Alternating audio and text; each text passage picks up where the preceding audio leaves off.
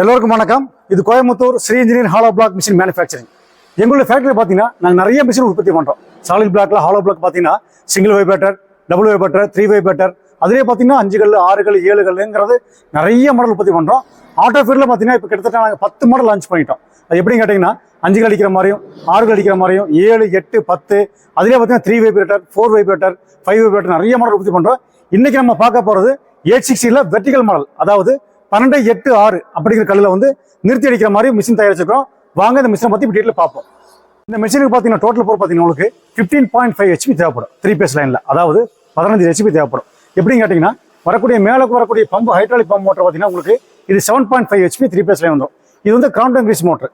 அப்புறம் இது கீழே வரக்கூடிய வைப்ரேஷன் மோட்டர் பார்த்தீங்கன்னா இங்கே வந்து 3 HP ஒரு வைப்ரேஷன் மோட்டர் வந்துடும்.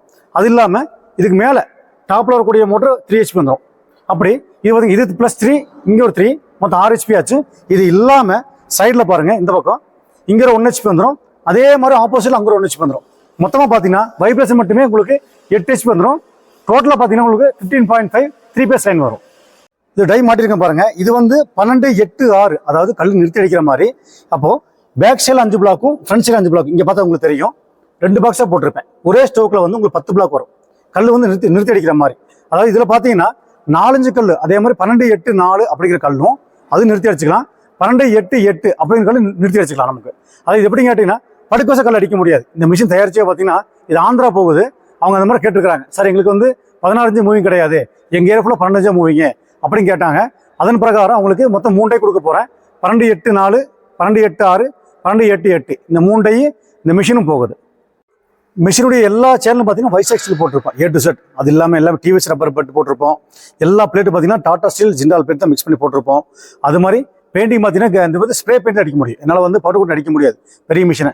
அதே மாதிரி இந்த கஸ்டமர் கேட்டாங்க, எப்படி கேட்டாங்க கேட்டிங்கன்னா, சார் எங்களுக்கு வைப்ரேஷன் ரொம்ப அதிகமாகவும் மிஷின் கொஞ்சம் காம்பேக்டாக வேணும்னு கேட்டாங்க. அதாவது கொஞ்சம் சின்னதாகவும் காம்பேக்டாக வேணும் எங்களுக்கு, ஏன்னா எங்களுக்கு ஏரியா பெருசு கிடையாதுங்க, கொஞ்சம் கம்மியாக இருக்குது அப்படின்னு அவங்க நேரடியாக வந்தாங்க. என் ஃபேக்ட்ரி பார்த்தாங்க, நிறைய மிஷின்ஸ் பார்த்து அவங்க டிஸ்கஸ் பண்ணி இந்த மிஷின் ஆர்டர் கொடுத்துட்டு போனாங்க. நாங்கள் பண்ணக்கூடிய மிஷின் பார்த்தீங்கன்னா எல்லாமே ரொம்ப அக்யூரேட்டாகவும் டிராயிங் போட்டு பண்ணுறோம். ஏன் அப்படின்னு கேட்டிங்கன்னா நாங்கள் பண்ணக்கூடிய ஆட்டோ ஃபீல்டு மிஷின் எதுவுமே ஃபெயிலியர் கிடையாது, எல்லாமே சக்ஸஸ்ஃபுல் தான். நிறைய கஸ்டமர் கேட்பாங்க, சார் இந்த ஆட்டோ ஃபீல்டு சக்ஸஸ்ஃபுல்லாக ஓடுங்களா, நல்லா இருக்குமா அப்படின்னு கேட்பாங்க. நாங்கள் என்ன பண்ணுவோம்னா எல்லா மிஷினுமே R&D பண்ணதை வெளியே அனுப்புவோம். இப்போ இந்த மிஷின் உற்பத்தி பண்ணி நாங்கள் 1 வீக் எங்கள் ஃபேக்ட்ரி வச்சு ரன் பண்ணுவோம். ரன் பண்ணி இது ஓகே, எந்த ஃபெயிலியரும் இல்லை அப்படி வந்து அனுப்புவோம். என்ன ரீசன் கேட்டிங்கன்னா எல்லாம் வாங்கக்கூடிய கஸ்டமர் எல்லாருமே ரொம்ப லாங், எல்லாருமே அதாவது கர்நாடகா, ஆந்திரா அப்படி ரொம்ப லாங்கில் போகிறாங்க. அப்போ அவங்களுக்கு பேர் நாங்கள் என்ன பண்ணுறோன்னா அவங்களுக்கு மட்டும் இல்லை எல்லாத்துக்குமே ரிஸ்க் எடுத்து நாங்கள் கரெக்டாக ப்ராப்பராக பண்ணிடுறோம். எல்லா விஷயமே, எல்லா மெட்டில் போகிறதாகட்டும் எல்லாமே சாட்டி கொஞ்சம் ப்ராப்பராக பண்ணிடுறோம். அப்புறம் இது பார்த்தீங்கன்னா எல்லாமே ஸ்ப்ரே பெயிண்ட் தான்.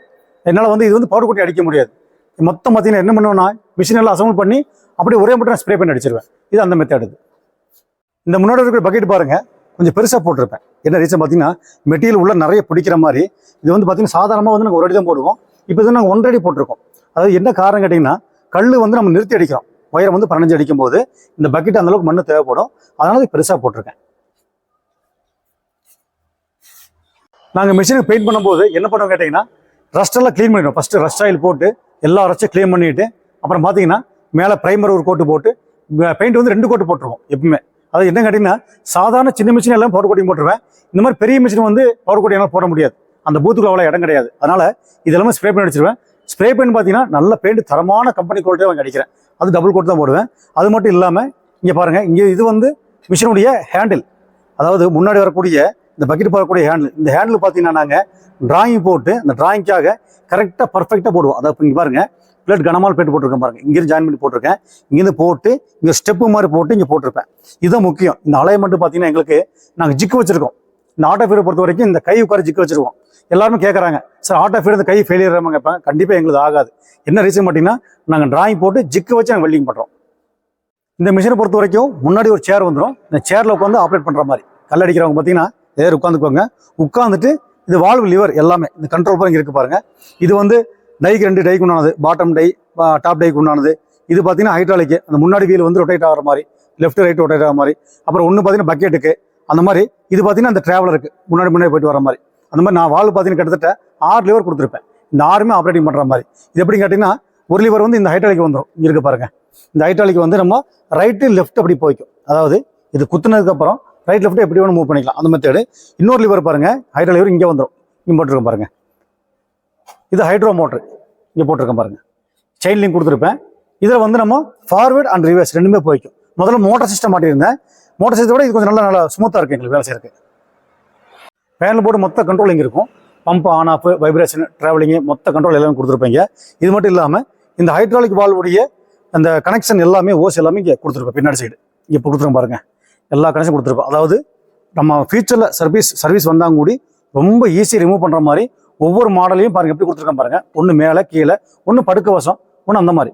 அதாவது நம்ம ஒரு ஈஸியாக சர்வீஸ் பண்ணி எடுக்கிற மாதிரி அந்த மாதிரி கொடுத்துருப்பேன். அது மட்டும் இல்லாமல் இங்கே வருங்க எல்லாத்துமே மோஸ்ட்லி பைப்லைன் கொடுத்துருவேன். எல்லா பக்கமும் இந்த முடியாத பக்கம் தான் அந்த ஓஸ் கனெக்ஷன் கொடுத்துருப்பேன். அதாவது இங்கேருந்து கொண்டு போய் நம்ம கனெக்ஷன் கொடுக்க முடியாது அப்படிங்கிறக்காக என்ன பண்ணுவேன், இது வரை கொடுத்துட்டு அதுக்கப்புறம் ஓஸ் கொடுத்துருவேன். அது மட்டும் இல்லாமல் மேலே ஒரு நியூமாட்டிக் கண்ட்ரோல் லிமிட் சுவிட்ச் நீங்கள் மாட்டியிருப்பேன். இது வந்து எதுக்குன்னு கேட்டிங்கன்னா வைப்ரேஷன் வந்து கட் ஆஃப் ஆகிறக்காக. கல்லடிக்கும் போது நம்ம தூக்குவோம், ஒரு 3 இன்ச்சு தூக்கணும், டக்குன்னு கட் ஆயிடணும். அந்த மெத்தடுக்காக கொடுத்துருக்காங்க. இங்கே ரயில் கொடுத்துருக்கேன். இந்த ரயில் பாருங்கள் ஒரே தண்டவாள் நேராக இருக்கும். அதாவது நாங்கள் பண்ணக்கூடிய ஆட்டோஃபேர் எல்லா மிஷின்லையும் பார்த்தீங்கன்னா சின்ன மிஷின்லேருந்து பெரிய மிஷின் வரைக்கும் இந்த ரயில் வந்து ஒரே மாதிரி கொடுத்துருப்பேன். இது வந்து ஒரே நேராக போய் நேராக வரும், எங்கே பெண்டு சேக் ஆகாது. அதாவது தனித்தனி கொடுத்தா என்ன கேட்டிங்கன்னா நம்பிட்டு போகும். இப்போ நம்பிட்டு போகிறக்கு வாய்ப்பு இல்லை, ஒரே மாதிரி போயிட்டு ஒரே மாதிரி வரும். அது மட்டும் இல்லாமல் இந்த காவடி கொடுத்துருக்கேன் பாருங்கள். இந்த காவடி எல்லாத்தையும் கொடுத்துருப்பேன். இந்த காவடி பார்த்தீங்கன்னா சாதாரணமாக பாருங்கள், இந்த சேனல் போட்டு சேனலுக்கு மேலே ஒரு அடிஷனல் பீஸ் வச்சு ஏற்கனவே உள்ள வெல்டிங் பண்ணியிருப்பேன். மேலே எக்ஸ்ட்ரா ஒரு பீஸ் வச்சு வெல்டிங் பண்ணுவேன். இது எல்லாமே மிக் வெல்டிங்.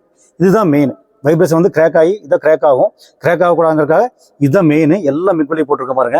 சப்போர்ட் நல்லா ஹெவியாக கொடுத்துருப்பேன். சப்போர்ட் பார்த்தீங்கன்னா எல்லா ஹெவியாக கொடுத்துருப்பேன். டிவிஎஸ் போட்டு லாக் பண்ணியிருப்பேன். அந்த மெத்தட் போட்டு பின்னாடி வரக்கூடிய முரம்பரம் ரொம்ப பெருசாக போட்டிருப்பேன். இந்த முரம்பரம் பெருசாக போட்டிருப்பேன். இது 10 mm திக்னஸ் போட்டிருப்பேன். ஏன்னா சீக்கிரம் தேய்மானக்கூடிய இடம், அங்கே 10 mm திக்னஸ் போட்டுருவேன். இந்த ஆட்டோ ஃபீடர் மிஷினை பொறுத்த வரைக்கும் ஸ்டீல் வீல் தான் மாட்டுவேன். கீழே பாட்டம் பார்த்தீங்கன்னா ரப்பர் வீல் மாட்ட மாட்டேன். ஏன்னா அந்த ரப்பர் வீல் தாங்காது. அதனால் என்ன பண்ணுவேன்னா ஸ்டீல் வீல் மாட்டுவேன். 2 பக்கம் மாட்டிருக்கேன். ஸ்டீல் வீல், அது உள்ள இருக்கிறக்கூடிய ஷெட்டு எல்லாமே பார்த்தீங்கன்னா E9 கிரேட் மெட்டில் போட்டு லாக் பண்ணியிருப்போம். தண்ணி உள்ளே போகக்கூடாது லாக் பண்ணியிருப்போம்.